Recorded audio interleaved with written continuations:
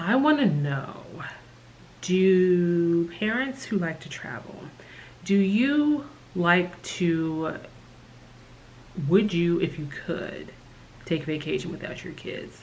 Um, Now I know that I know there's a lot of parents who travel very frequently with their children on um, planes, trains, and automobiles and things of this nature.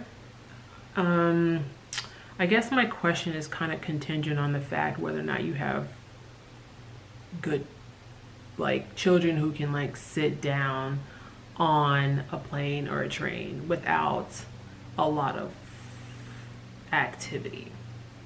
My child cannot. This is the conversation my husband and I are having right now. I know I made videos about us going to Alaska and Arizona, and I still feel like those are great family places. However, considering that my daughter's energy level, I do not think she could sit on a plane for the amount of time it gets to those places. And those are to Alaska, it's at least 2.5 hours. To Arizona, it's 3 hours. And I just, as much as I'd like to believe, as much as I like to go, I have to also be, I have to admit to myself that I don't think my daughter really at this point in her life can handle it. So I'm willing to take a step back and figure out what's the best vacation for us. Cause I don't it was, I mean, she's been on a plane. She's been on a plane twice. We went to Ohio and to Texas, but she was much smaller then, and she was easier to control because she wasn't ambulatory. Now she is fully ambulatory and does not want to sit down. So I'm not going to have her.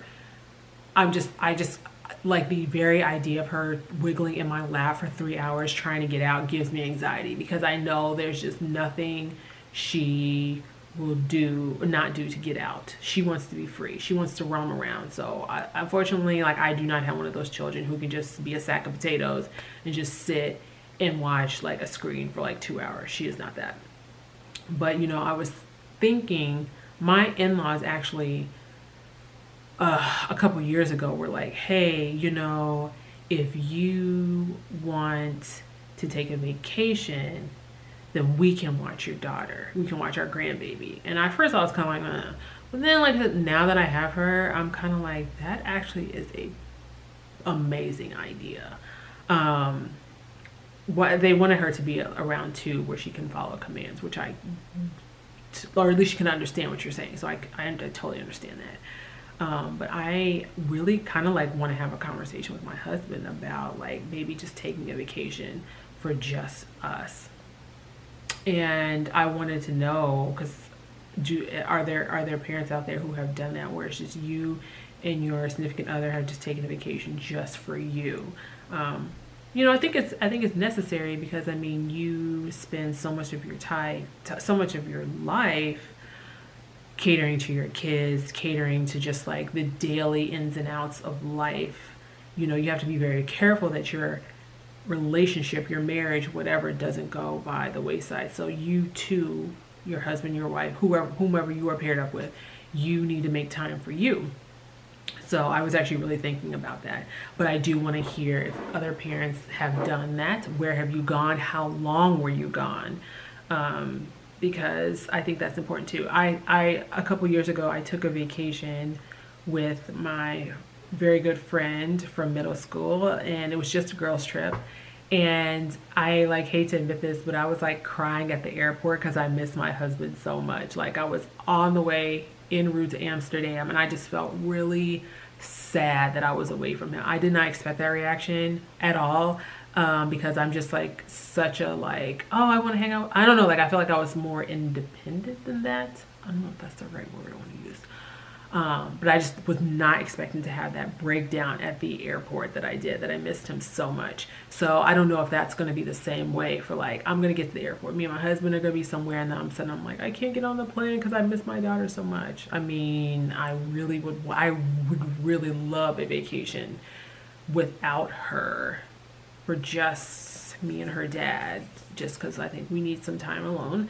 But I'm not going to sit here and not act like I would not miss her terribly, even though I see her every day, all day.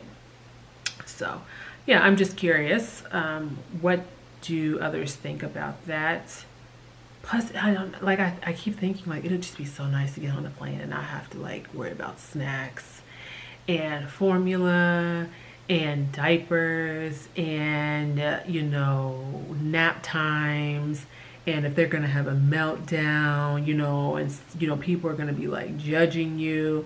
And admittedly, I used to be one of those people. I get on a plane and I would see a kid and I would just be like, oh my god, like please don't let me sit next to them. And most of the kids were usually good, they were fine, but I was that jerk. I'm fully admitted, I was that jerk who was like, oh my god, kids on the plane, blah, like I don't want to deal with it. So now I am on the other side, and now I am getting anxiety when I get on a plane with my kid, because I know she's not gonna, she will make everybody's life miserable. Every single person, mine, the pilots, the flight attendants, the old lady next to me, the German gentleman behind me, like everybody. She just make everybody miserable. So, yeah, I was curious about that. Okay, let me know. I think, yeah, as a side note, I think we're gonna do a road trip somewhere here in Washington. I want to see how she does on the road first before I introduce her to like longer flights, because I think flying when she's little, when she was like 5 or 6 months old, versus when she's 15 months old will be very, very different. So I want to see how she does in a car first. I think that's a better option, just because we won't be at the mercy of the airport and the airplane and of other people. We can control how long we want our vacation to be, like driving time, and we can make stops along the way in case she starts to tuck her out. So I just think right now that is befitting for our situation.